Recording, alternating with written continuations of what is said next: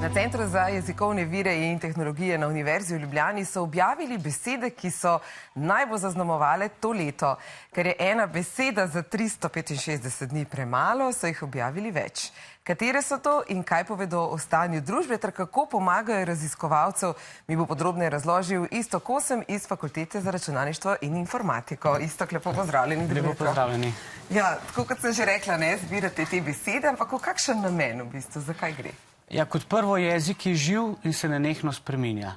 In mi z besedami leta, tudi meseca, nekako ponudimo uporabnikom vpogled v ažurno slovenščino in tudi nekako predstavimo nekatere zanimivosti v jezikovni rabi. In potem še preko naših orodij jim omogočimo, da se majčkeno več poučijo o teh besedah, pa tudi raziščejo kakšne druge besede, ki jih zanimajo. Kaj pa sami raziskovalci, kaj imajo od teh besed? Kaj vse se učite tudi vi in kaj raziskujete? V prvi meri mi uporabljamo vsa ta besedila, ki jih zbiramo za te namene, za jezikoslovne raziskave, recimo osebno, predvsem za izdelavo slovarjev in podobnih virov. Potem ta besedila damo na voljo tudi drugim raziskovalcem, ki jih uporabljajo za razne študije. Po drugi strani pa besedilo uporabljamo tudi za strojno učenje jezika.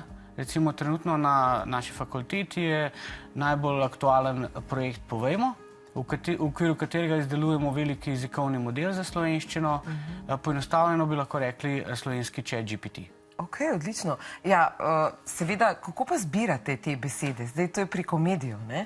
Tako je. Mi zbiramo besedila, vsakodnevno zbiramo besedila iz 106 slovenskih medijev, potem ta besedila pripravimo, obdelamo, pripišemo besedam različne podatke, besedno vrsto in tako naprej. In na koncu vsakega meseca ta besedila združimo in objavimo. In naredimo analizo, recimo za besede leta, lahko rečem, smo primerjali rabo vsake besede v tem letu, primerjavi s preteklimi obdobji. In tako nastane nek seznam, predvsem tistih besed, ki bolj, recimo, zaznamujejo posamezno leto. Je pa zanimivo, da nekaj mediji različne besede uporabljajo za isto stvar, recimo, ne? Tako je. En dober primer so, recimo, sopomenke medalja, kolajna in odličje. In recimo mi smo naredili eno analizo pred meseci in se je pokazalo, da recimo kolajno predvsem uporabljata Dnevnik in Delo, potem medaljo uporabljajo na RTV Slovenija in Večeru, odličje pa Siol.net, medtem ko Žurnal in 24 ur sta precej enakomerno uporabljata vse tri besede. Zelo zanimivo, v bistvu, če skupaj. Wow, dobro delo imate, kar interesantno. Sicer pa ste naredili tudi posebne grafe, kjer lahko ljudje vidimo, ker imamo neko pogled v to, kakšne so besede leta, nove besede leta, pa tudi katere so tiste glavne, prva prednjači, kar je mogoče pozitivno, se mi zdi, pozitiven trend, je inteligenca. Tako. Ampak to najbrž izhaja iz besedne zveze. Tako. Tukaj gledamo graf. Ja, tako. Mi sicer damo na seznam posamezne besede, ampak nekatere se veliko bolj združijo z drugimi oziroma tvorijo besedne zveze. Recimo inteligenca, pa tudi posvetovalnost sta dva taka primera. Inteligenca skoraj vedno v besedni zvezi umetna inteligenca. Tukaj vidimo graf letošnje rabe. Ni niti nekih ostrih viškov, kar pa lahko rečemo, da je raba enakomerno pogosta. To je precej pomemben podatek v tem primeru. In potem lahko predvidimo iz tega, da nas umetna inteligenca zelo zanima, ne? Seveda. To je bilo že lani aktualno, letos nas še bolj. Mogoče letos se bolj kaže, da umetna inteligenca ne samo, da nas zanima, ampak jo tudi že uporabljamo. Tudi poanalizirali smo malo rabe besed z umetno inteligenco in vidimo, da se že pojavljajo podjetja, tovarne, izraba, uporaba, izobraževanje in tako naprej. Dobro, resno so vzeli ta projekt. Tako je. Saj prav. Me je pa zanimivo, da je tudi omrežnina ena takšna beseda, ki je tudi bila zelo v porastu letos, očitno so šle cene gor, ali kaj, da smo ljudje klikali. Omrežnina je seveda beseda, o kateri se veliko govori, v pozitivnem in negativnem smislu. Seveda izpostavljena je pa zato, ker jo v prejšnjih letih nismo veliko omenjali. Ko pa pride neka beseda, ki jo ljudje precej spoznajo in osebno doživljajo, poraba takoj naraste. Jaz sem prepričan, da bomo tudi v naslednjih mesecih še veliko omembe te besede videli, ampak kot vidimo od septembra naprej je kar v nekem stalnem porastu.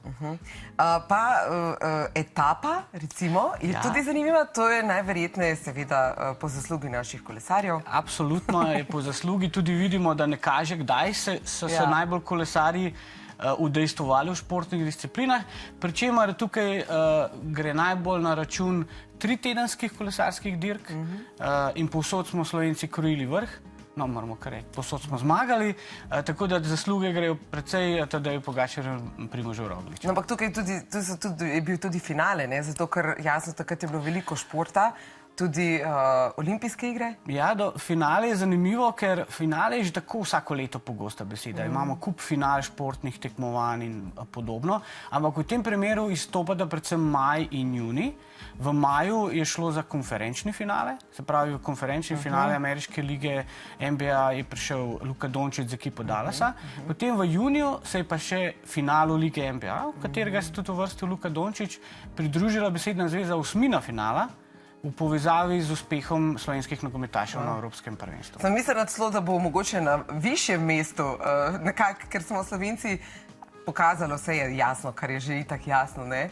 Oboževalci športa, obožujemo pač očitno umetno inteligenco. Kaj pove to o družbi nasplošno? Kakšna družba smo?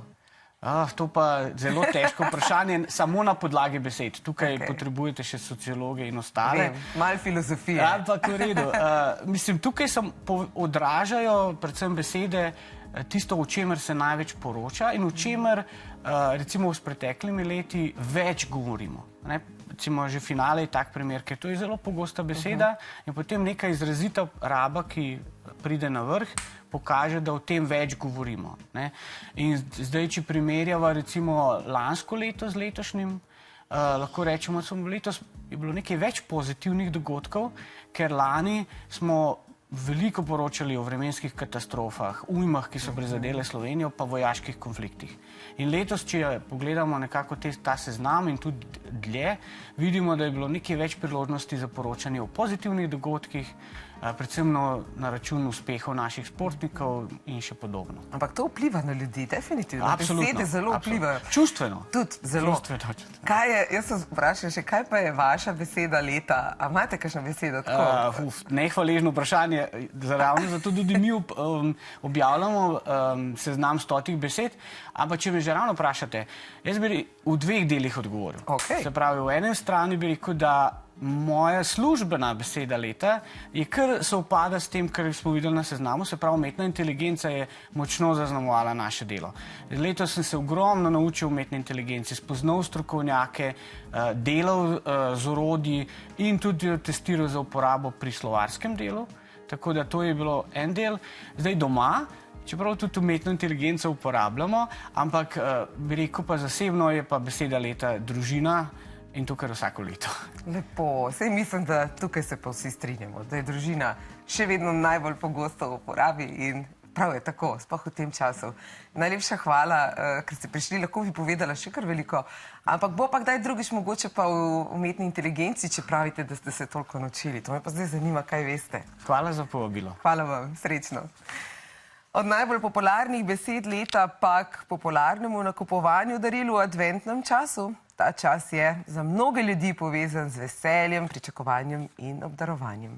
Pogledali bomo, koliko denarja zapravimo za darila, zakaj to počnemo in kateri narodi sežejo najbolj globoko v svoje žepe za božično-novoletne praznike. Prispevek je pripravil Tomaž Cuder.